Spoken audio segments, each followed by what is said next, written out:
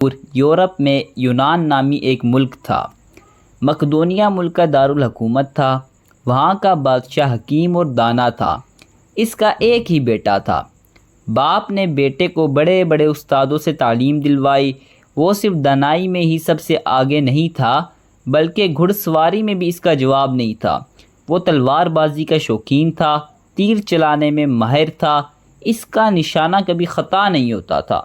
وہ خوب جانتا تھا کہ میدان جنگ میں فوجی سپاہیوں سے کس طرح کام لینا چاہیے اور کس طرح اپنے سے زیادہ طاقت رکھنے والے دشمن کو کمزور کرنا چاہیے۔ شہزادہ کتنا عقلمند، بہادر، حکمت والا تھا، اس کا اندازہ اس واقعے سے ہوتا ہے۔ ہوا یوں کہ بادشاہ نے ایک گھوڑے کو خریدا۔ وہ بہت ہی خوبصورت، پھرتیلا اور خوبیوں والا تھا۔ اسے سدھانے کے لیے سائیں گھڑبان کے حوالے کیا گیا۔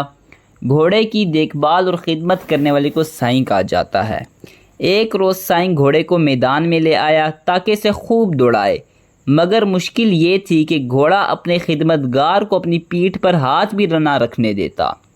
اس نے سوار ہونے کے لیے سو جتن کیے، مگر ہر بار گھوڑا اسے بچھاڑ دیتا۔ سائیں نے ہوشیار تیز ترار گھڑ سواروں کو بلایا، مگر گھوڑا تھا کہ کسی کے قابو میں ہی نہیں آ رہا تھا۔ جو بھی اس پر سوار ہونے کی کوشش کرتا، گھوڑا اسے گرا دیتا تھا۔ اس طرح بہت سے لوگوں کو چوٹیں آئیں اور بہت سے لوگوں کے ہاتھ پاؤں وغیرہ ٹوٹے۔ اتفاق سے شہزادہ وہاں آ نکلا۔ اس نے صورتحال دیکھی تو کہا، ہٹ جو، میں اسے دوڑاتا ہوں۔ یہ کہہ کر شہزادہ گھوڑے کے پاس آیا۔ پہلے تو گھوڑا بھڑکا، اگلے 2 پیر اٹھا کر پچھلے 2 پیروں پر کھڑا ہو گیا۔ شہزادے نے آہستہ آہستہ سے چمکارا، اسے تھپتھپایا، سلایا۔ اس ترکیب سے گھوڑا کچھ مطمئن ہوا۔ شہزادے نے موقع کا فائدہ اٹھایا اور اس کا رخ پھیر دیا۔ کچھ دیر آہستہ آہستہ اسے چلایا، پھر اسے دوڑایا اور خود بھی اس کے ساتھ ساتھ دوڑا۔ جب گھوڑا دوڑتے دوڑتے تیز رفتار ہوا، تب شہزادہ اچھل کر اس پر سوار ہو گیا۔ اسے خوب تیز دوڑایا، یہاں تک کہ وہ ہوا سے باتیں کرنے لگا۔ یہ تماشا دیکھ کر سب حیرت میں پڑ گئے۔ جب شہزادہ واپس آیا، تب اس سے پوچھا گیا کہ تم نے اس زور آور پر کس طرح قابو پایا؟ شہزادے نے جواب دیا، تم لوگوں نے غور نہیں کیا؟ گھوڑا جس جگہ کھڑا تھا وہاں اس کا سایہ پڑ رہا تھا۔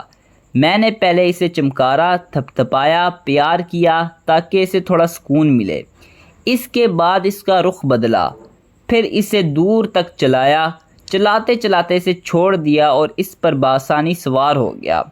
جب بادشاہ کو اپنے بیٹے کی اس عقلمندی اور دانائی کا پتہ چلا تو بادشاہ نے فیصلہ کیا کہ اس کی وفات کے بعد اس کا بیٹا یہ نظام سنبھالے گا۔ چند سال بعد بادشاہ کا انتقال ہوا تو سکندر نامی شہزادہ تخت پر بیٹھا اور شاہی تاج اس کے سر پر رکھا گیا۔ بادشاہ بننے کے بعد اس نے خواب میں دیکھا اس نے پوری دنیا کو فتح کر لیا ہے۔ اس نے اس خواب کو پورا کرنے کا فیصلہ کیا اور اپنی ایک بڑی فوج تیار کر کے یونان پہنچا اور دوسرے ممالک کو فتح کرتے کرتے آخر ہندوستان کے صوبے پنجاب میں پہنچا۔ پنجاب کے سیلابی دریاؤں کو پار کرنے کے لیے اس نے کشتیوں کا پل بنایا اور فوج کو دریاؤں کے پار اتارا۔ یہاں راجہ پورس کی حکومت تھی۔ پورس بہت بہادر اور جنگجو تھا۔ اس کے پاس بہت موٹے تازے اور کالے کالے ہاتھی تھے۔ ہاتھی دیکھ کر سکندر کی فوج کے حوصلے پست ہو گئے۔ یوں بھی گھوڑے کئی سالوں سے دوڑتے اور جنگ لڑتے تھک گئے تھے۔ دوسری طرف انہیں موت ناچتی نظر آ رہی تھی اور اب تک جیتے آ رہے تھے، لیکن اب شکست انہیں اپنی آنکھوں کے سامنے نظر آ رہی تھی۔ بادشاہ نے اپنے سپاہیوں سے کہا، ہم بزدل نہیں ہیں، ہم طاقتور ہیں۔ کچھ لڑائیاں ایسی ہوتی ہیں جو طاقت سے نہیں عقل سے لڑی جاتی ہیں۔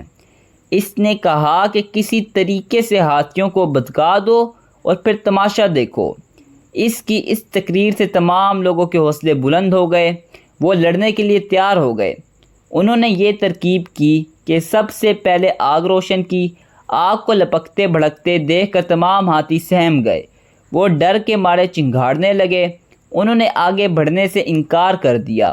سکندر کی فوج نے اس بات سے فائدہ اٹھایا اور ہاتھیوں پر تیر چلانا شروع کر دیے، جس سے تمام ہاتھی زخمی ہو گئے اور زمین پر گر گئے۔